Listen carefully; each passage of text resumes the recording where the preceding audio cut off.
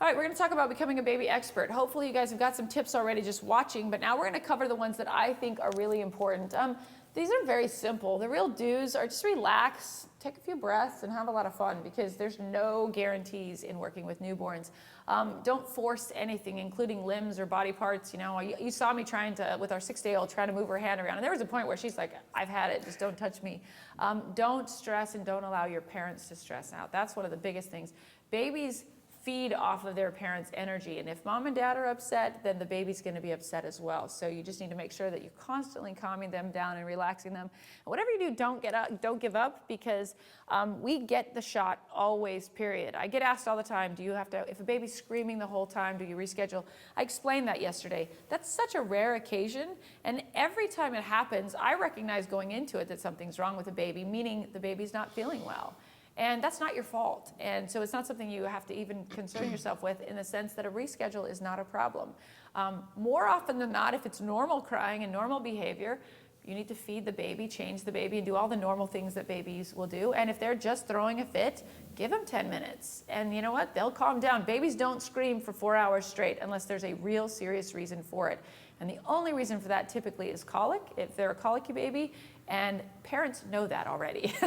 They walk into it going, this baby never stops screaming, and all they want is a picture, not even a good one. They just want anything. You know, I think they actually just want you to hold their baby while they, you know, so they don't have to for a few minutes. So understand, parents are very cognizant of their own child. Even new parents, we have an internal sort of navigator that tells us when something's wrong with our child. So just relax. What do you do with a crying baby? I think we just covered that one. What about a sleeping baby? How do you get a baby to sleep? We're going to let you know that as well. The truth is, I explained this yesterday, probably 80% of the images that you look at that you're seeing of my work, the babies are absolutely not asleep. This baby is not asleep. And I know it looks like this baby's asleep, and I'm going to show you a bunch of other images where the baby's not asleep. First of all, just a little video here. I'm going to talk through it.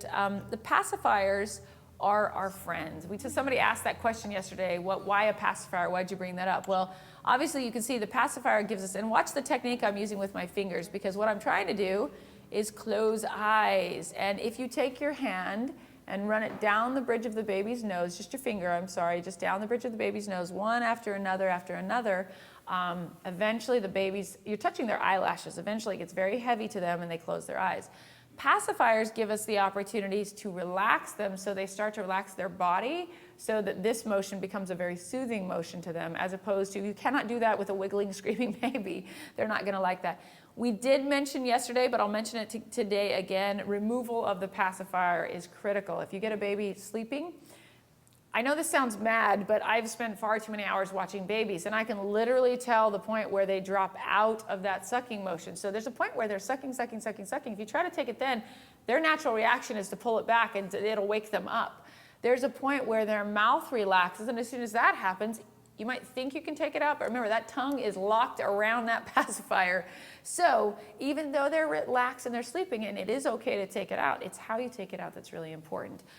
If it's here, we take our finger we tell the parents, before you take it out, let me show you how. Put your finger to the side, break the seal, and then slide it out to the side. If you pull it this way, it's going to go, and you're going to have a baby going, wah, you know, and waking up. So parents learn that the hard way. I think we naturally learn it anyway, but after seeing it done so many times, you know, we're very careful. Usually we'll ask them, is it okay if we take the pacifier out? Just because even though we've told them what to do, they still tend to yank a little too hard. So pacifiers are awesome. They are a great tool to work with. Now, let's talk a little bit about miracle shots, because you see me work so fast here and go through that 9-month-old, what was that, 15 minutes total time, including a few questions in the middle. That's honestly about par. The difference in my studio, though, I would say 20 to 25 is par, but the difference in my studio is I have far more props and things that specifically work with that age. So I would have had him playing with blocks for a few shots. If he was in the Harley thing, I would have had that little motorcycle out and with him hanging on it. And so we've pre-selected things before the baby comes in. So what I don't want you to think is we do one background, and then you're done, get out of my way. That's not a normal session. A normal session, we've already got 10 ideas. So we only might use 3 of them or 4 of them, but we're pretty quick about getting through them and executing them. So once that's done, Once we've created the sellable shots that we call them, then we're going to work to the miracle shots. Those are the floating babies and the swings and the slings and the hammocks and all the really cool stuff.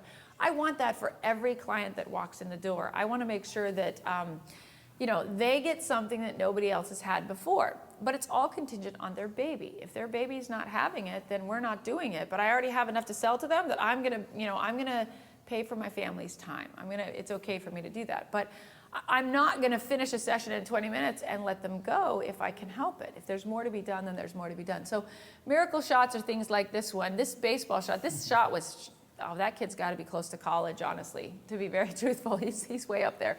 But this was taken years ago, and this is one of those things that I happened to have a cancellation after him, and so we had extra time, and mom could nurse him, and she got him to sleep, and I had this idea that I wanted to do, and so we put this all together, and I lit it, and he actually slept through it, and we were able to get the shot. Well, of course, this is many years ago. At that time, I would say my lighting's not perfect. It's not bad, but I was so proud of this shot. This was going to be an award winner for me, and so I put a big one up in my lobby. Well, that was the worst thing I ever did in my life.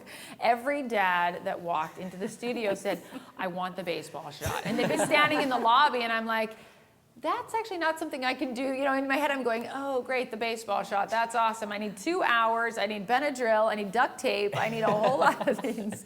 And it just doesn't, it's not as easy as it looks. So honestly, don't put shots up that are impossible shots. If you've got an amazing shot, use it in your literature and your marketing, but putting something in the lobby that is hard to do is not a good idea, because this one bit me too many times to where we finally moved it so that it wasn't the most prominent piece in there. We love the baseball shot, and we try it all the time with babies that are awake, and it's okay.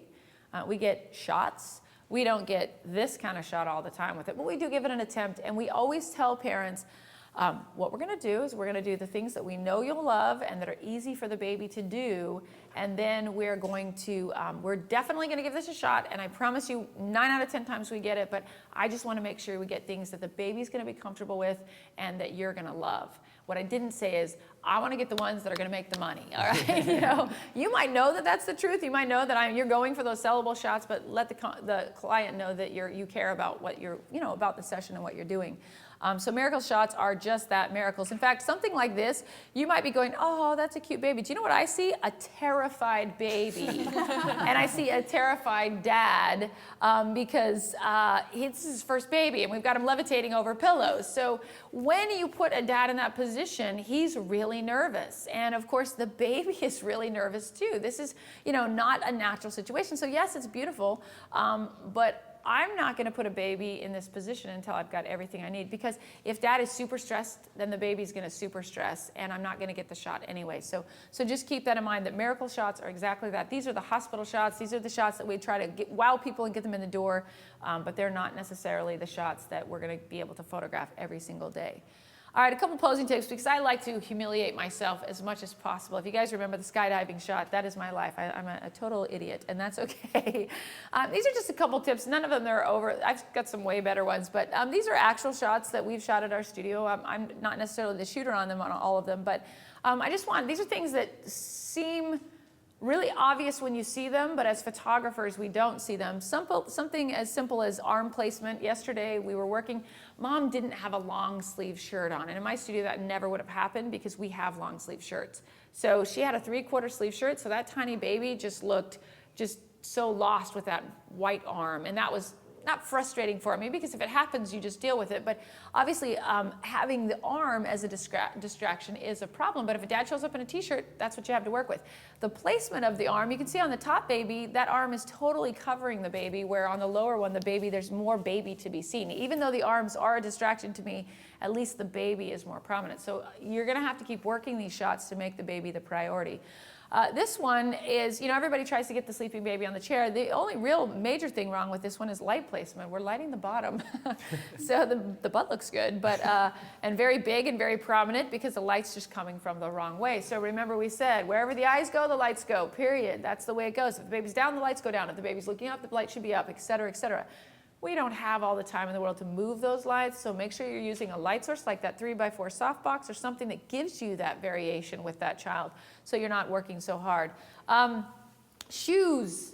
I don't wear them, babies shouldn't either. You can see parents all the time come in and they have these cute little Nikes that are this big and they're like, oh my gosh, look how cute these shoes are. And I'm like, those are adorable. I'll tell you what, I'm gonna take a couple with, but my preference is no shoes. And you can see why, it's pretty obvious. Shoes make babies' feet look humongous and they take everything away from the shot. So, you know, obviously I could have turned that chair to the side and got the side of the shoe, but my point here I was trying to make was really and truly shoes have no place on a baby at this age. By the time they hit 1 and they're walking sometimes, or if they are like 9 months and they got this cool little outfit and they could stand up, it's cool to have little tennis shoes, but I'll only shoot a few shots if I can help it. Unless mom says shoes on the whole time, which I've had one time in my entire career, get them off, honestly. At 1, 2, 5, 10, 12, I like no shoes, honestly. 18, high school seniors, I'm not kidding. We just like, take your shoes off. You know, unless they're bring 50 pair of high heels, we want them to be barefoot and having fun. So no shoes. Here's my favorite. People asked about, I stuck this in here because somebody asked yesterday, what if parents bring props? Use them. You know, if dad walks in and he's got these and you got to use them, use them. I mean, if they bring something in special, we were trying to figure that. You just stick the baby on the top or fork them. We were going to, you know, I didn't know what to do. But if they've specifically brought something in that means something to them, use it and use it first because you'll forget to use it. Then by the time you get to it, the baby's given up and you're not going to get their shot, especially if it's an heirloom item. I'm not sure this was an heirloom item, but we just still crack up about that just because it's just kind of one of those oddities that just shoot it and just move on. And finally, clothing. We like naked babies for a reason. That's awesome. This reminds me of that girl on Willy Wonka and the Chocolate Factory, Veruca or whatever it was. You know, mom came in, grandma bought the outfit, grandma loved the coat, grandma said to do it, shoot it. I mean, you got to, you don't have a choice. And then strip that child and get them undressed and get them out of the blueberry or the pinkberry in this case, because obviously clothing is a huge distraction with babies and newborns. It's something that my preference is none, or the cute little things that show the tummies, but there's all the time where mom walked in, grandma bought the outfit, grandma wants to buy the outfit. I don't know if grandma bought this, I bet she didn't. By the time we were done, I bet she bought a beautiful naked baby, but shoot it if you have to, just make that happen.